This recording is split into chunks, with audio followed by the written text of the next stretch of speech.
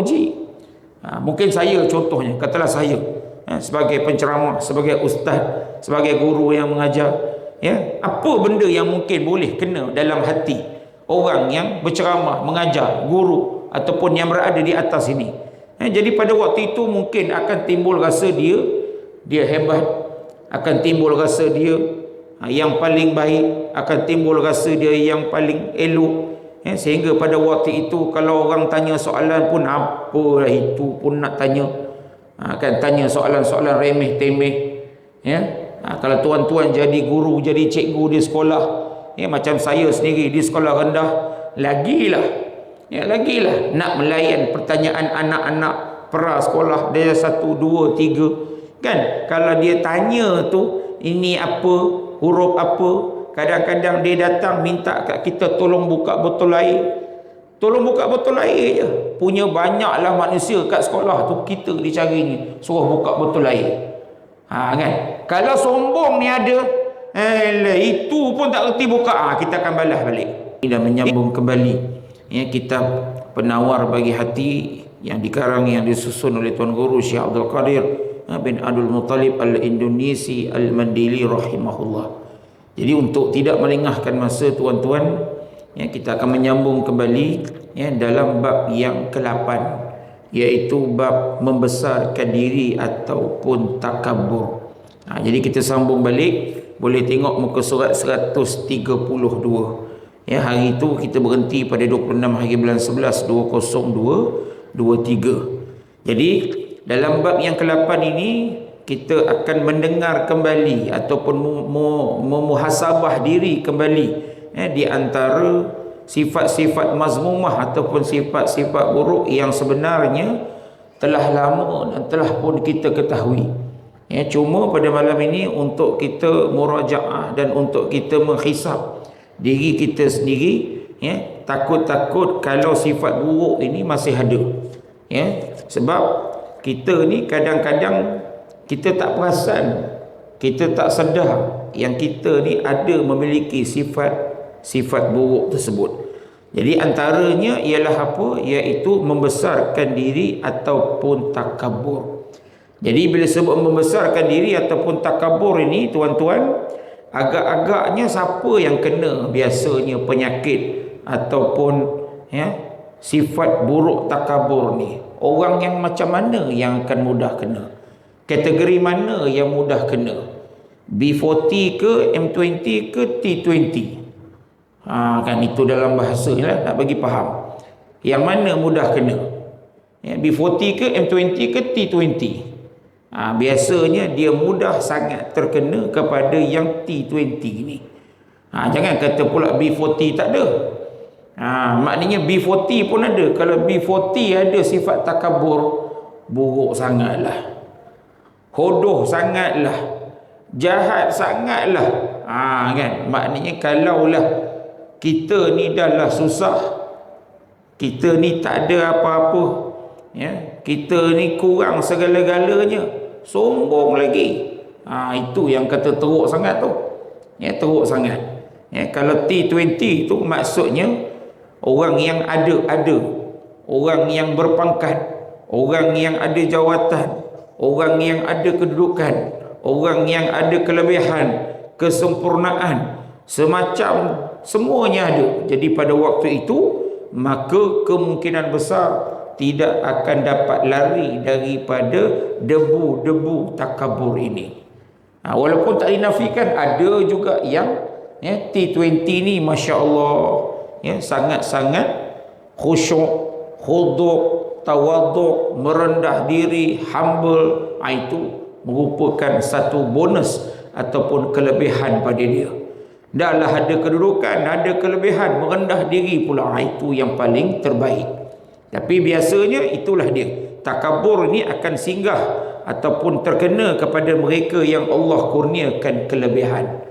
Jadi hati-hati. Maknanya tuan-tuan pada malam ini ataupun yang sedang menonton, sesiapa yang Allah kurniakan kelebihan, dia ada jawatan, dia ada kedudukan, dia ada harta, dia ada pangkat, maka pada waktu itu takut-takut terkena debu-debu daripada kesombongan ini. Inilah dia. Jadi kita ulang balik, kita tengok sekejap muka surat 132. Hari tu dah baca dah hadis ni, kita baca balik sepintas lalu. Sabda Rasulullah sallallahu alaihi wasallam, "Man taraka al-libasa tawaddu'an lillahi ta'ala wa huwa yaqdiru alaihi da'ahu Allahu yaumal qiyamah ala ru'usil khalaiq hatta yukhayyiruhu min ayyi hulalil imani sya'a yalbasuha au kama qala." Yang bermaksud barang siapa, maknanya sesiapa sahaja meninggalkan ia akan memakai pakaian yang elok kerana merendah diri kepada Allah pada ketika kuasa di atasnya, nescaya menyeru akan dia oleh Allah Subhanahu Wa Taala pada hari kiamat atas kepala sekalian makhluk hingga memberi pilih ia daripada barang mana segala khullah, iaitu iman menghendaki ia memakai ia akan diri. Hadis riwayat Imam Tirmizi dan Hakim. Dikehendaki dengan menyeru atas kepala sekalian makhluk bahawa memasyhurkan akan dia Allah Ta'ala atas sekalian manusia dan bermegah-megah Allah Ta'ala akan dia. Dan makna hullah di sini iaitu dua helai kain yang baru, iaitu selendang dan kain yang dipakai di pinggang.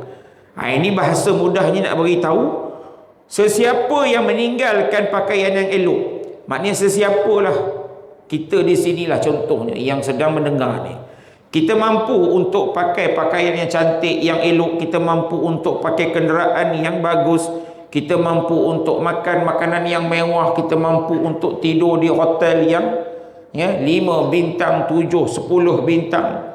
Kita mampu untuk, kalau ada kuasa tu, kita mampu untuk hukum ataupun jatuhkan sesuatu ke atas orang yang lemah daripada kita. Kita mampu untuk pukul, belasah ataupun buat sesuatu di atas kelebihan yang kita ada, tetapi kita tinggalkan.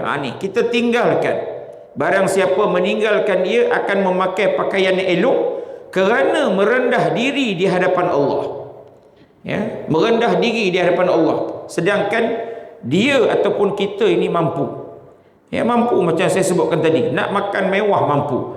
Nak pakai cantik-cantik mampu. Baju t-shirt ni kalau setakat 1,000, 2,000 tu tak ada masalah. Bayar cash saja. Bila sebut baju 1,000, 2,000 ni teringat masa pergi bandel. Bandel, bila sebut bandel biasa baju murah. Baju murah, satu RM10, RM10 dapat 5, sehelai RM2. Ada sekali tu pergi bandel di Parit Raja, Batu Pahat, Johor, pameran bandel besar-besaran. Saya pun bawa lah duit RM50. Mesti banyak dapat ni. Mesti banyak dapat. Rupa-rupanya bila pergi, pegang satu baju ni, berapa bang? RM2,000. RM2,000. Simpan balik, keluar beli air balik. Beli air balik. Baju putih aja. Baju t-shirt putih. Dalam plastik. Bukan plastik premium pun, plastik putih gitu aja. Rupanya RM2,000. RM2,000, RM2,000, RM5,000 pun ada. Ni pelik sungguh lah. Kalau cantik betul tak apa. Tapi itulah dia, mungkin ada nilai di mata orang lain. Ni itu baju bandar. Tapi itu bukan baju bandar lah. Nak cerita di sini, kita ni mampu. Yang mampu pakai baju cantik, baju mewah, yang mampu makan, yang mampu begitu begini, tapi kita tinggalkan ia. Maksudnya kita sanggup merendahkan diri untuk bersama-sama mungkin dengan orang kampung ataupun orang biasa ataupun rakyat bawahan. Jadi pada waktu itu merendah diri dia itu kerana Allah, pada ketika ia kuasa atasnya, nescaya Allah akan mengangkat darjat. Allah akan angkat darjat kita ni, insya-Allah pada hari kiamat besok. Allah akan seru kita ni, Allah akan panggil kita ni, Allah akan anugerahkan kepada kita ini, hingga kita ini insya-Allah diberi pilihan untuk memilih daripada barang mana segala hullah. Hullah di sini disebut dua helai kain yang baru. Sedangkan kita tahu di padang mahsyar besok tak ada pakaian, semuanya boleh. Orang Perak kata boleh, maknanya telanjang, bogel belaka. Kecuali adalah beberapa golongan yang mendapat perlindungan Allah, dapat pakaian, Jadi dalam ramai berbilion-bilion manusia yang penuh sesat, dalam keadaan yang hiruk pikuk, dalam keadaan yang tak tahu bagaimana digambarkan, Allah seru, Allah panggil kita ini, dan Allah beri pilihan nak pakai pakaian yang mana. Itu sebagai kiasannya menunjukkan betapa tingginya darjat orang yang merendahkan diri semasa di dunia. Allah akan tinggikan darjatnya besok di hari akhirat. Itulah dia. Jadi tuan-tuan, kita yang ada ni dalam masjid ni je lah.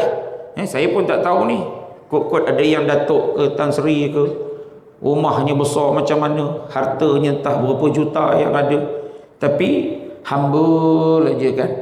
Datang masjid tu macam tak ada apa-apa, biasa aja orangnya.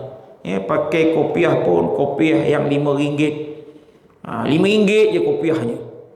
Dengan tai lalat pun ada, kan. Dengan baju Melayunya, satu butang ada, satu butang tak ada, kan. Dengan pakai kainnya lusuhnya nampak.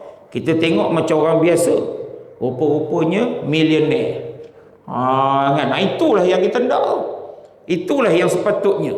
Dia tak bermegah, dia tak menonjolkan, dia tak menzahirkan, dia tak sombong dengan segala apa yang ada. Dia merendahkan diri sebab dia beranggapan bahawa semua itu tidak ada maknanya di sisi Allah Subhanahu wa taala. Dan hanya senya adalah membesarkan diri itu sangat besar dosanya hingga tiada masuk syurga mereka yang ada di dalam hatinya walaupun seberat biji sawi. Ni tuan-tuan tengok dekat TV ni tadi ada lalu. Lalu tidak akan masuk syurga sesiapa yang ada di dalam hatinya walaupun sebesar sebiji sawi daripada sifat-sifat ataupun rasa-rasa kesombongan. Sawi ni bijinya besar manalah, halus, kecil sangat, kan. Mungkin bagi kita fikir, alah kecil aja, takkanlah itu pun masuk neraka. Kita ni kalau fikir dengan akal manusia, takkanlah sawi sebiji itu pun sampai masuk neraka. Tapi kita terlepas pandang, kadang-kadang kita ni kalau dalam menghukum, kalau Allah sikit pun nak masuk neraka, kan, itu pun nak kira. Tapi kita tak perasan rupanya atas dunia ni pun kadang-kadang ada benda yang kecil aja pun kita berkira. Berkira. Kadang orang pandang aja kan, orang pandang aja. Apa pandang-pandang? Lepuk ke kan? Kan.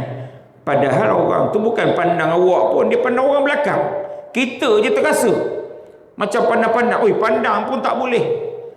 Berselisih belaga bahu pun tak boleh. Rapat pun tak boleh. Itu kesombongan lah tu. Jadi kenapa diibaratkan seperti sebiji sawi? Nak beritahunya daripada sebiji sawi, daripada sekecil-kecil itulah boleh tumbuh, boleh membesar, boleh melarat sehingga menjadi sebesar-besar gunung, boleh menjadi sebesar-besarnya sehingga sampai kepada peringkat mengaku Tuhan, seperti mana yang telah berlaku kepada Firaun. Firaun tu dah sampai satu tahap dia mengaku dia Tuhan. Terlalu sombong sangat, terlalu takbur, terlalu angkuh sangat. Sebab apa?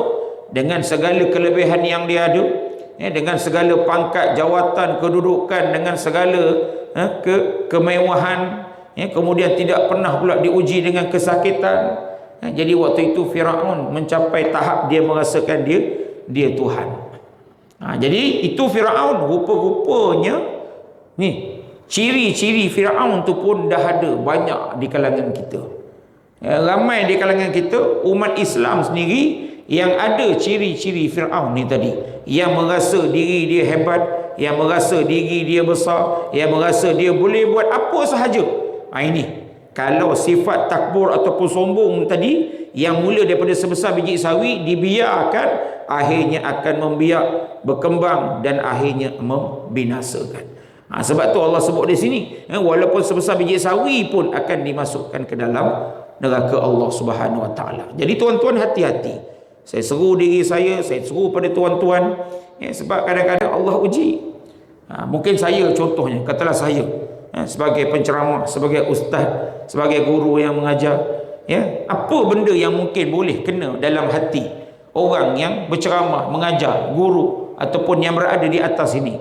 Jadi pada waktu itu mungkin akan timbul rasa dia hebat, akan timbul rasa dia yang paling baik, akan timbul rasa dia yang paling elok. Sehingga pada waktu itu kalau orang tanya soalan pun apalah itu pun nak tanya. Kan tanya soalan-soalan remeh temeh. Kalau tuan-tuan jadi guru, jadi cikgu di sekolah, macam saya sendiri di sekolah rendah, lagilah nak melayan pertanyaan anak-anak pra sekolah dia 1, 2, 3. Kan kalau dia tanya tu ini apa, huruf apa, kadang-kadang dia datang minta kat kita tolong buka botol air. Tolong buka botol air je. Punya banyaklah manusia kat sekolah tu, kita dicarinya suruh buka botol air. Kan kalau sombong ni ada, itu pun tak reti buka, kita akan balas balik. Itu pun tak reti buka. Sedangkan kita waktu usia macam tu pun sama juga macam tu, tak reti buka. Pusing-pusing, rupanya makin ketat.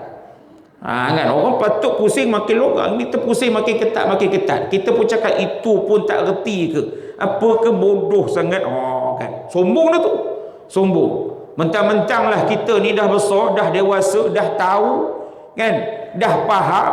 Waktu itu bila budak kecil aja suruh buka botol air, kita boleh marah macam tu. Inilah dia. Itu bukan besar biji sawi dah tu. Itu mau besar bola sepak dah tu. Kan. Jadi hati-hati. Mungkin muamalah kita, muamalah kita dengan orang-orang di sekeliling kita ni kadang-kadang kita pandang sebelah mata. Kita buat endah tak endah. Tengok pakaian dia, tengok tak kenal entah daripada mana, tengok macam-macam lah mungkin penilaian kita ni. Tengok daripada segi pandangan fizikal mata, kita anggap dia ni tidak ada apa-apa keistimewaan. Kita rasa kita ni besar. Jadi pada waktu itu tidak akan masuk syurga. Belum lagi kita ni kata kau siapa, aku siapa. Itu memang takbur betul dah. Kan engkau siapa, aku siapa, aku kan pernah keluar dialog viral dulu kan, aku YB, kan ni YB mana, ni YB dekat negara antah berantah pasir dua butir tu. Kan itu dah sampai satu tahap, dah terkeluar dah kesombongan tu, dah zahir dah kesombongan itu tadi. Jadi daripadanya, kerana ini di bawahnya 3 jenis daripada kekejian yang besar. Maknanya daripada sebesar biji sawi itu tadi, bila ada rasa kesombongan itu tadi, maka daripada sebesar biji sawi itu, iaitu kesombongan tadi, akan melahirkan 3 jenis kekejian ataupun 3 jenis keburukan daripada takabur. Yang pertama, merebut sifat yang tertentu dengan Allah Ta'ala. Kita rebut sifat Allah, kita rebut asma Allah, nama-nama Allah yang penuh dengan kesempurnaan, nama-nama Allah yang penuh dengan kehebatan. Kita rebut sifat-sifat Allah yang penuh dengan ketinggian dan sebagainya. Allah Maha Besar, kita ambil sifat Maha Besar Allah tu tadi. Ini yang pertama, merebut sifat yang tertentu daripada Allah Subhanahu wa Ta'ala. Itu yang dulu kita pernah dengar, pernah jadi satu isu, jadi satu polemik. Dia sebenarnya bukan isu pun, kalau orang faham, dia faham. Tapi sebab orang tak faham, bila tuan guru kita kata Allah itu ada selempang kesombongan, Allah itu boleh mencarut, boleh nak mencaci, boleh nak memaki, kan. Jadi pada waktu itu bagi orang yang tak faham, dia kata apa pula Allah ni sombong, apa pula Allah ni mencarut, apa pula Allah ni boleh cakap macam-macam. Dia tak faham, kan. Sedangkan memang itu hak mutlak Allah Subhanahu wa Ta'ala. Allah Maha berkuasa atas segala-galanya.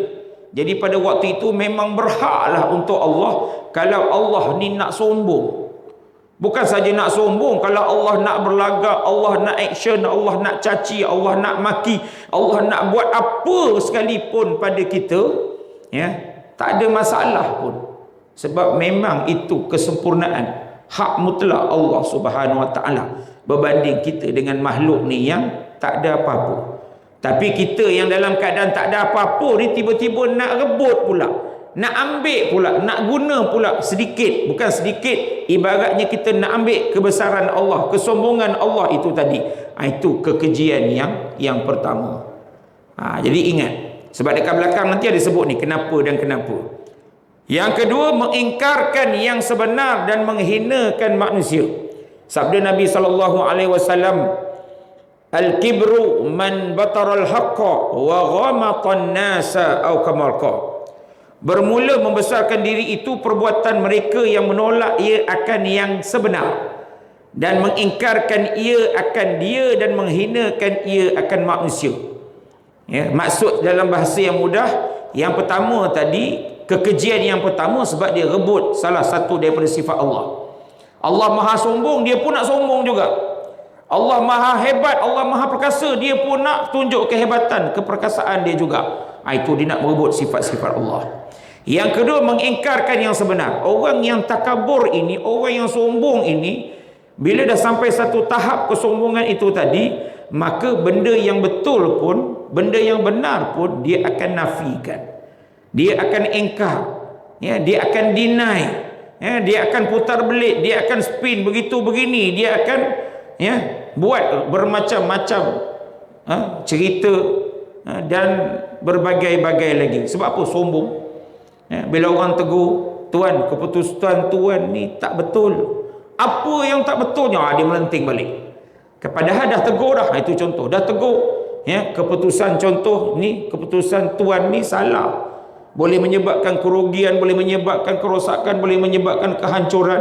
Ini yang manusia yang bila dah ada di jawatan yang tertinggi, bila takbur dah rasa diri dia besar, jadi pada waktu itu, bila ada yang menegur, dia tak boleh terima, mengingkarkan yang sebenar. Kita mungkin tak adalah tengok jauh-jauh, kadang-kadang dalam rumah tangga pun, ya, tengok sebagai suami, kan, sebagai suami je isteri tegur, kan, isteri tegur, abang, ni saya minta maaf ya, abang, janganlah merokok bang. Engkau apa tahu? Katanya. Engkau apa tahu? Padahal isteri tu tegur betul dah, kan, benda betul lah tu, ya, jangan merokok, benda haram, banyak kali dah ulang, banyak kali sebut, mendatangkan kerosakan kesihatan. Hari ni lagi teruk, bukan lagi haram, bukan lagi merosakkan kesihatan, kita menyumbang pula, kan, menyumbang pula dengan membeli rokok tu tadi untuk membantu bunuh pula saudara-saudara kita di Gaza. Ini nak cerita buat boikot lah. Jadi orang rumah tegur, bukan orang masjid tegur, bukan orang lain tegur, isteri je tegur. Sebab isteri datang dengar kuliah, kan, balik kan disebut, abang dengar tu bang, kan, cubalah berhenti. Kita disebabkan kita ni rasa kita ketua keluarga, kita rasa kita suami, kita rasa beras kita beli, padahal yang masak isteri. Kan, kita rasa kita besar, maka pada waktu itu kita akan mengingkarkan yang sebenar. Kan, benda simpul je, itu je. Bukan jadi pemimpin, bukan jadi ketua negara. Kalau ketua negara ni lagilah, ya Allah, ya, siapa yang pernah duduk di jawatan yang ada sedikit pangkat, waktu itu tuan-tuan akan rasalah pelbagai ujian akan datang, kiri, kanan, depan, belakang, macam-macam tawaran itu, tawaran ini, ya, pemberian itu, pemberian ini, ya, bermacam-macam. Kalau tak terima rugi, kalau tolak nanti jadi lain pula. Ya, jadi pada waktu itu lagilah, ya, susahnya nak buat keputusan bila bertembung di antara hak dan juga yang batil. Hanya iman yang kuat saja yang boleh membantu dan menolong. Tapi kalau iman tak kuat, jadi pada waktu itu dengan ditambah kesombongan yang ada sebab dia berada di jawatan yang tinggi, maka pada waktu itu walaupun benar sekalipun, dia akan ingkar, dia akan lawan, dia akan buat bermacam-macam cerita. Ya, contohnya macam mana? Saya nak sebut ni, Allah, inilah masalahnya. Bila habis kuliah, orang kata apa? Ustaz, bantai, bantai, bantai. Kan? Dia sedap, dia suruh bantai, bantai, bantai, kan? Ya, bakar ustaz lagi, bakar, bakar. Kalau kena bantai besok engkau, tak apa, kan? Yang kena bantai besok aku. Kan? Yang kena tarik tauliah besok aku. Seronoklah tarik tauliah, tak payah datang, aku duduk rumah tengok Netflix aja lah. Tapi Netflix pun dah tak boleh. Tengok YouTube aja lah. Dah rugi satu demi satu pula, nama tak ada, kan? Tapi tak faham-faham lagi, Yang tak faham-faham lagi, tu yang susah, tu masalah tu. Dah jelas, dah tunjuk bila berada di satu tampuk duduk jawatan lama, ya, lebih daripada 2, 3 ke 5 tahun, waktu itu akan dijangkiti penyakit sombong ni tadi. Ya, penyakit sombong ni akan hinggap. Bila orang buat aduan tak nak terima, bila orang buat aduan tak nak layan, bila orang buat macam-macam buat tak tahu, bila orang buat laporan dia akan menafikan, deny balik, pusing sana pusing sini. Inilah dia mengingkarkan yang sebenar. Itu yang banyak berlaku penyelewengan, apa lagi, rasuah, salah guna kuasa. Semuanya salah satu sebabnya daripada kesombongan tu tadi. Itu dia. Jadi tengoklah siapa yang ada, siapa yang kena benda tu tadi. Dan menghinakan manusia. Bila dah sombong tadi, memang dia akan hina manusia lah. Rampas orang-orang pun main campak aja, tendang aja, sepak aja, siap maki lagi, siap dengan kata-kata cacian lagi.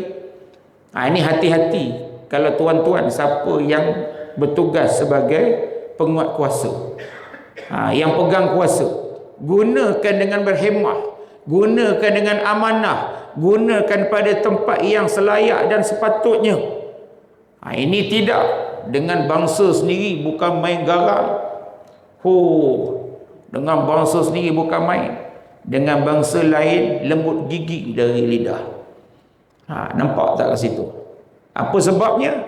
Lu fikirlah sendiri. Hati-hatilah. Saya sebut ni secara overall. Sesiapa sahajalah yang Allah berikan kelebihan, yang ada paku, yang ada pangkat, yang ada jawatan, yang ada kuasa, yang ada uniform, yang ada kedudukan, semuanya itu takkan terlepas lari daripada kesombongan ni tadi. Hati-hati. Bukan nak kata salah pakai baju penguat kuasa, bukan nak kata salah ada jawatan besar, bukan nak kata salah ada bintang banyak, semua tak ada. Itu Allah beri amanah, gunakan dengan sebaik-baiknya. Jalankan, letakkan keadilan tu pada tempat yang sepatutnya.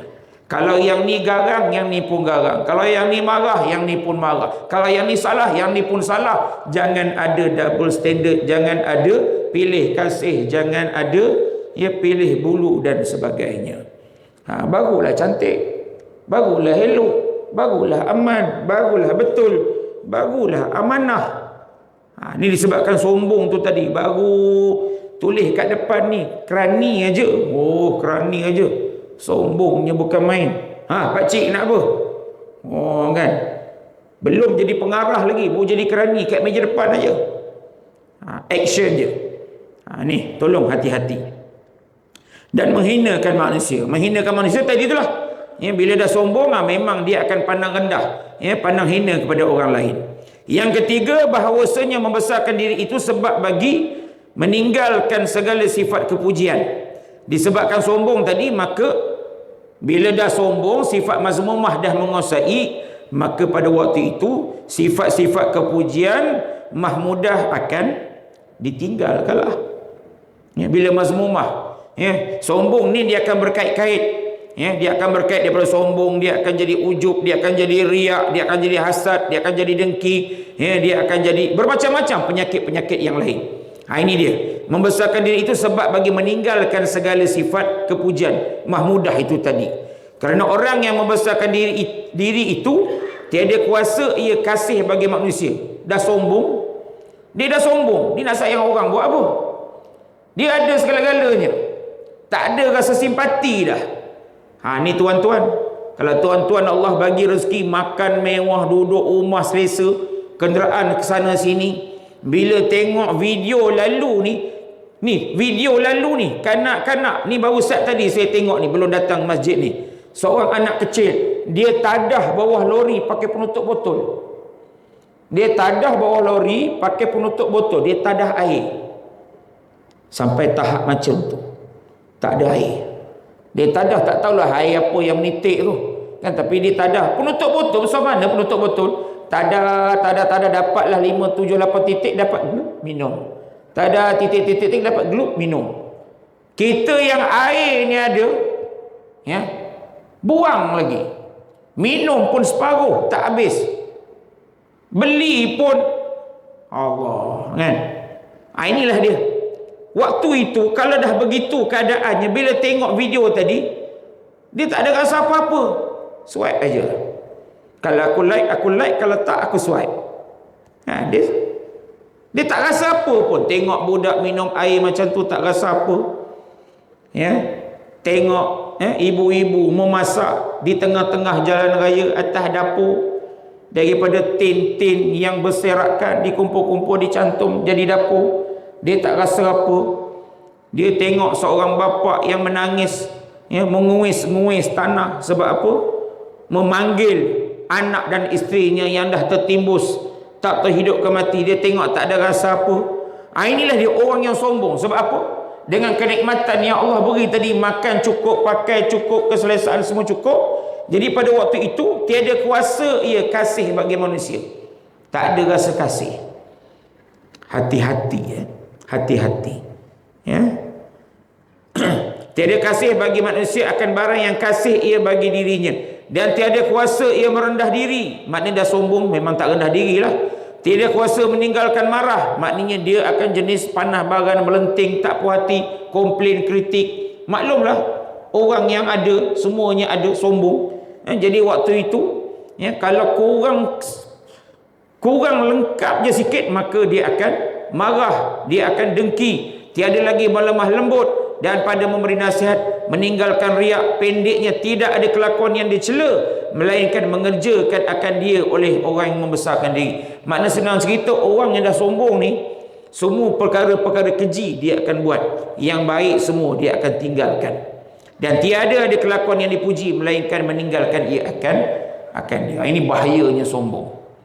Dan salah satu sebab kenapa iblis ifrit syaitan dicampak, dikeluarkan daripada neraka. Sebab apa? Dah tahu dah. Kita dah tahu dah sejarah iblis ni, sejarah syaitan, ketua syaitan ni merupakan ketua malaikat dulu, tapi disebabkan tak mau tunduk sujud kepada Nabi Adam yang diciptakan daripada tanah, sombong aja maka dilaknat dan dihalau keluar daripada syurga. Kita ni bukan suruh sujud, kita ni lebih daripada itu lagi, lebih daripada jin dan setan lagi, dia punya sombongnya. Kan, ni hati-hatilah benda sama, kita cerita benda sama tapi masih buat juga, masih kita lakukan lagi. Dan ketahui olehmu bahawasanya ubat membesarkan diri itu. Apa ubat dia? Maknanya bila kita ni dah terkena penyakit kesombongan, kalau sedar tak apa, kalau sedar tu tak apa. Masalahnya takut tak sedar. Dia tak sedar yang dia tu sombong. Tapi katalah kalau dia sedar, dan ketahuilah olehmu bahawasanya ubat membesarkan diri itu, bahawa mengetahui manusia yang membesarkan diri itu hakikat dirinya, bahawasanya permulaannya air mani yang binasa, yang hina, dan kesudahannya bangkai yang keji, dan ia pada antara demikian itu menanggung akan tahi. Nak beritahu sombong setakat manalah kita ni, kan, rasa besar manalah saat kita ni. Sedangkan kalau kita faham yang kita ni asalnya daripada setitis air mani yang kalau jatuh atas tanah, ayam tak patuk, itik tak sudu. Itu nak beritahunya.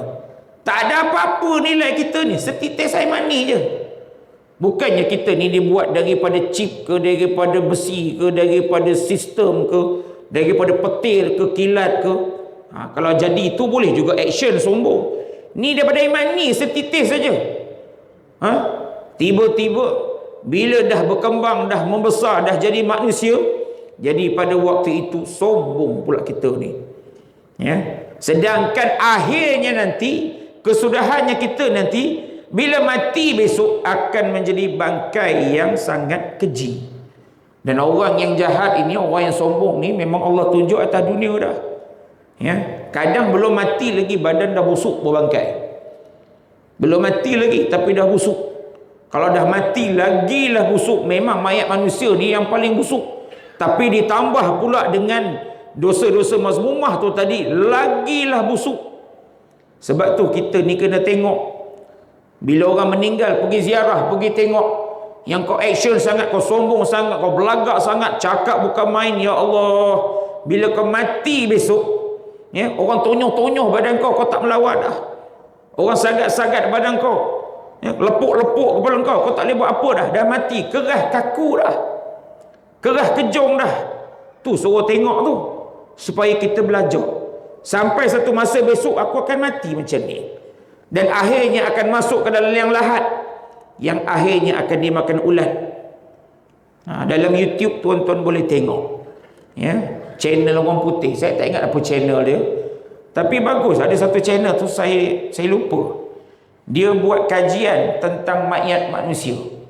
Dia ada satu ladang. Orang biasa ladang kebun, kan, ladang buah, ladang binatang ternakan. Ini ladang tu ladang untuk buat kajian mayat. Ladang untuk buat kajian mayat. Maknanya bila ada kematian, dia akan letaklah mayat A, B, C, D contohnya. Kemudian ditutuplah dengan sangka besi. Sangka besi yang berlubang-lubang, berjaring-jaring. Tujuannya supaya tak ada binatang buas datang makan ke apa ke. Tapi diletak di kebun ni, tempat yang lapang ni.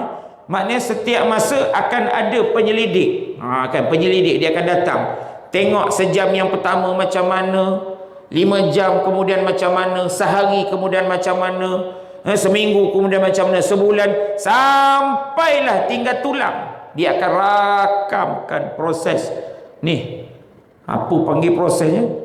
Ni proses penghancuran, kehancuran tubuh badan manusia ni. Jadi saya tengoklah, ditunjuk, dia rakamkan, dia buat balik secara laju, ditunjuk, kan, daripada elok tu kemudian badan dah mula kembang, perut naik, pum, meletup, kan, bila meletup muka pun dah, muka keluar ulat daripada telinga, mulut keluar ulat, beribu-ribu ulat keluar. Makan, ya, mayat jenazah tu tadi, ya, warna kulit bertukar jadi kehitam-hitaman, ya, keluar darah yang sampai pengkaji tu pun tengok daripada jauh aja, tak sanggup nak pergi dekat, busuk sangatnya. Itulah kita ni. Itulah kalau nak dibaratkan, kita ni sombong. Mati besok begitulah bangkai yang keji. Dan ia pada antara demikian itu, maknanya ditambah lagi menanggung akan tahi ataupun najis. Bahkan sekarang ni pun kita memang menanggung najis, kan? Dalam hidung ada najis, dalam telinga ada najis, dekat mata ada najis, dekat celah kuku ada najis, celah ketiak, celah badan, celah dalam perut najis yang tak habis makan tadi pun tak keluar ada lagi. Itu pun sombong lagi, ya Allah. Kentut pun busuk, dah lah tak berbunyi, tiba-tiba meraung baunya, kan? Itu pun sombong lagi, tak mengaku. Siapa kentut? Mana aku ada kentut? Padahal dia berdua je. Kan? Sombong, tak mengaku. Mana kentut? Aku kalau kentut wangi. Action lagi tu, mengaku kentut wangi. Ni tuan-tuan, hati. Ya, hati-hati. Dah isyak ke? Seminit lagi, ya. Okey. Itu yang pertama. Maknanya orang kalau sombong kena sedar diri. Itulah dia ubat dia. Ya, kena sedar diri asal daripada mana dan esok dia akan pergi ke mana. Dan bahawasanya asalnya ketiadaan, maknanya asal orang yang sombong ni asalnya tak ada. Dia tak ada.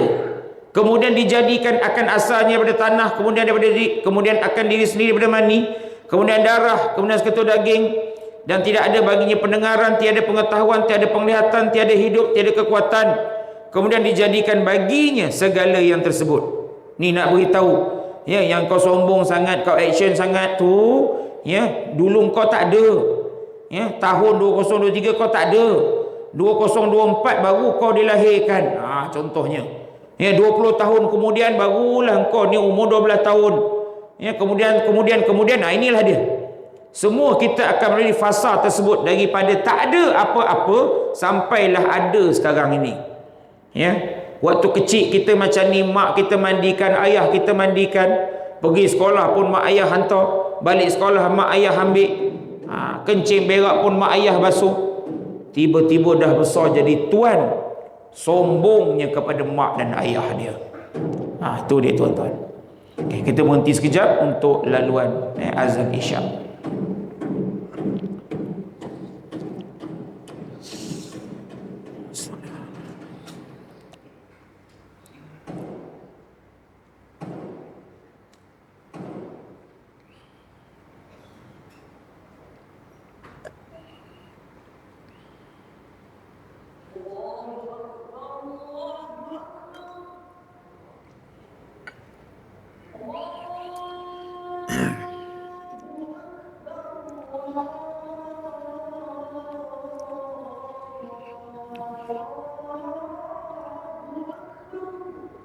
Allahu Akbar. Allah.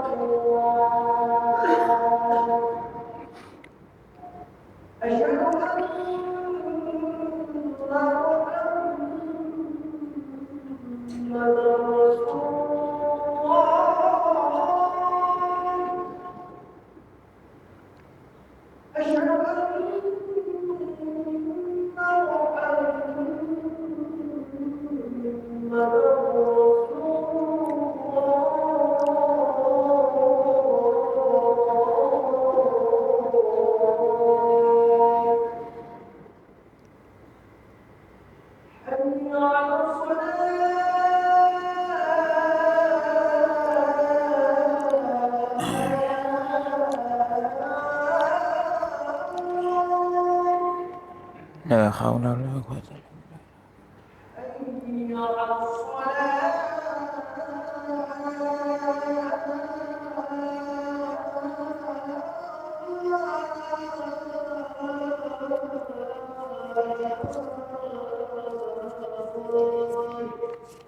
la haula.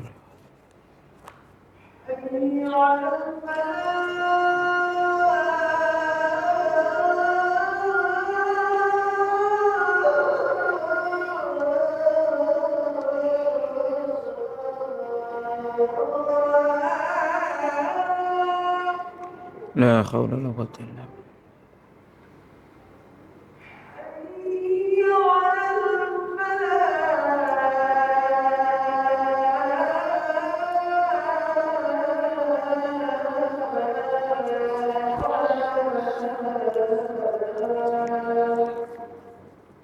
La haula. Allahu Akbar.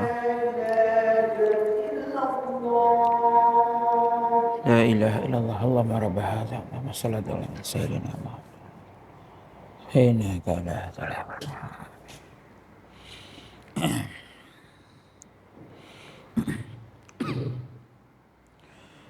Jadi alhamdulillah kita akan sambung. Jadi saya mohon izin sekitar 5 ke 10 minit untuk menghabiskan sikit lagi. Jadi kita sambung balik. Jadi di bahagian hujung-hujung untuk tajuk ataupun bab yang ke-8 ini ialah bagaimana ubahnya, kan? Bagaimana caranya untuk orang yang sombong ataupun membesarkan diri ini. Ya. Jadi tuan-tuan dah dengar tadi, antaranya kena sedar diri dia. Kena sedar diri. Tapi itulah kalau dia sedar diri. Ya, kalau tak sedar diri memang tak jadi ke manalah. Ya. Jadi kena sedar diri bahawa kita ni asal daripada setitis air mani dan akhirnya akan menjadi bangkai bila mati besok. Ya, tak ada orang yang akan menongkat dunia.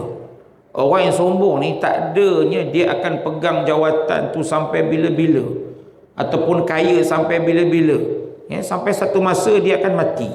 Itu yang kita lihat, kita tengok setiap hari. Ya, di sekeliling kita. Rumah besar, rumah mewah, mati juga. Ya, kenderaan Mercedes ke, BMW ke, ya, Alphard ke, Velfire ke, apa-apa ke, mati besok tinggal keretanya. Ya, segala pangkat jawatan pengarah, menteri, timbalan itu ini bila mati besok orang lain pula yang akan ganti. Itu kena faham tu. Dia kena tengok tu, dia kena pandang dengan pandangan yang tersirat, bukan pandangan tersurat. Dan seterusnya disebut di sini dia kena sedar yang asalnya tidak ada. Asalnya memang tak ada apa-apa. Kemudian Allah beri sikit demi sikit. Allah jadikan daripada mani tadi darah, darah jadi daging, daging jadi tulang, kemudian diberikan penglihatan, pendengaran sampai jadi manusia yang sempurna. Itu pun nak sombong lagi. Ya, waktu kecilnya dijaga, makan pakainya disuap, pakaiannya dibelikan. Bila dah besar dia menjadi manusia yang sombong dan tidak sedarkan diri.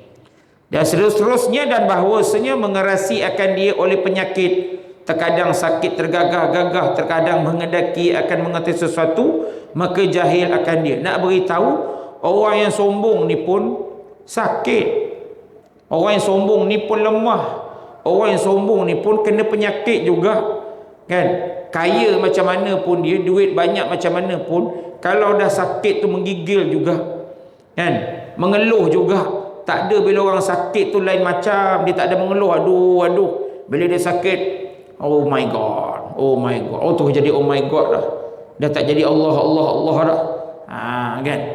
Dan menghendaki ia melupakan sesuatu, maka ingat ia akan dia. Orang yang sombong ni antaranya nak beritahu, sombong sangat engkau kata engkau hebat dulu, sampai satu masa ni engkau akan lupa. Ada benda kita akan lupa, ada benda kita akan ingat. Waktu kita nak ingat kita jadi lupa, waktu kita lupa tiba-tiba teringat. Kan? Menghendaki ia mengingat akan sesuatu, maka lupa akan dia. Dia nak ingat, aku tahu benda tu, tiba lupa. Ini kita tengok, depan mata kita tengok sekarang ni. Allah tunjukkan, kalau tuan-tuan perasan lah, tak payah orang pemimpin luar negara jauh-jauh, kadang pemimpin kita tengok sendiri pun lupa, tak ingat, tak perasan, tak sedar, tak tahu. Inilah dia, disebabkan oleh kesombongan tu tadi. Bila dah sombong tadi, dia patut ingat, dia lupa. Yang patut dia lupa, dia ingat. Memberi manfaat dan benci ia akan sesuatu, maka memberi manfaat akan dia. Bila dia benci benda tu, tiba benda tu jadi benda sebaliknya. Dia tak suka orang ni, tiba-tiba benda tu jadi begini pula. Ini semuanya, maknanya orang yang sombong ni, dia tak mampu untuk menguasai segala-galanya, dan ia ingin akan sesuatu, maka memberi mudarat ia akan dia. Orang sombong ni, dia nak benda tu, kan? Dia ingat dengan duit, dengan harta, dengan kedudukan, dia boleh buat apa saja. Tiba-tiba dengan duit, kedudukan, pangkat tadi, rupa-rupanya memberi kemudaratan pada dia. Jadi untung kita ni tak sedar. Kita ingat kita ni bila hidup susah, hidup miskin, duit tak ada, makan tak cukup, itu tak dapat, ini tak dapat, kita rasa Allah malangnya kita hidup atas dunia ni. Tapi rupa-rupanya dengan disebabkan tak ada duit itulah, kurang makan itulah, kurang itu, kurang inilah, menyebabkan kita ni tak jadi sombong, menyebabkan mulut kita ni mudah untuk mengucapkan Alhamdulillah. Berbanding dengan orang yang Allah berikan kelebihan tu tadi, kadang-kadang Alhamdulillah pun tak. Dia akan cakap apa? Macam mana encik boleh berjaya? Oh, saya berjaya ni semua di atas usaha saya. Nampak tak? Ini banyak kita dengar sekarang ni. Orang kaya-kaya, jutawan, influencer, yang bila diberikan kejayaan tu, kalimah tu akan keluar, saya berjaya ni disebabkan usaha saya, kerja keras saya selama ini. Sedangkan dia tak tahu yang usaha dia, kekayaan dia, kejayaan dia, Allah yang beri izin, Allah bagi. Itu kena ingat. Kemudian kesudahannya mati dan hisab. Maknanya orang yang sombong ni tadi memang akan mati. Tak ada siapa pun yang akan menongkat dunia. Dan kita pun dah tengok daripada sejak kejadian Nabi Adam AS sampailah sekarang ini, satu demi satu, pemimpin yang jahat, yang zalim, yang angkuh, yang sombong, yang bermacam-macam lagi, akhirnya mati. Kan? Mati satu demi satu, mati satu demi satu. Maka jika ada ia daripada isi neraka, maknanya kalau dan memang masuk neraka pun, maka anjing dan babi lebih baik daripadanya. Nak beritahu apa? Anjing tu haram, babi tu haram, kita pandang hina, kita pandang jijik, tapi anjing dan babi tu lebih baik daripada orang yang sombong ni tadi. Sebab anjing dan babi dia takkan masuk neraka, dia mati besok habis jadi tanah. Tapi kita ni yang ada akal ni, bila Allah berikan sikit je kesombongan, maka kita ni lebih teruk daripada anjing dan babi. Tu gambarannya. Jadi tuan-tuan kalau lepas ni balik nampak anjing kat jalan, jangan pula kita tengok mughalazah ni, mughalazah ni kan, najis ni. Anjing tu pun tengok kita, pahal orang ni pandang semacam kat aku kan, apa salah aku? Anjing tu kotor-kotor dia pun dia tidak menanggung dosa. Tapi kita ni bersih-bersih, cantik, harumnya kita ini menanggung beban dosa yang akan dicampak ke dalam neraka. Maka kerana apa membesarkan dia akan dirinya, dan ia hamba yang hina dan lemah. Dan betapa patut membesarkan diri bagi mereka yang membasuh tahi dengan tangannya tiap-tiap hari, menanggung ia akan dia selama-lamanya. Dan pengarang kitab membuat kesimpulan ataupun memberikan satu konklusi di sini. Dan betapa patut, maknanya engkau ni jangan sombonglah, tahi tu pun kau basuh. Ada kau orang basuh punggung disuruh orang lain basuh kan? Ada kalau zaman-zaman yang jenis canggih sekarang ni, dia tak payah pakai tangan dah. Dia tekan je, tit, nanti keluar daripada bawah ni. Zat, keluarkan. Tam, dia tembak. Serak, bersih. Memang tak boleh pakai tangan. Memang tak boleh pakai tangan.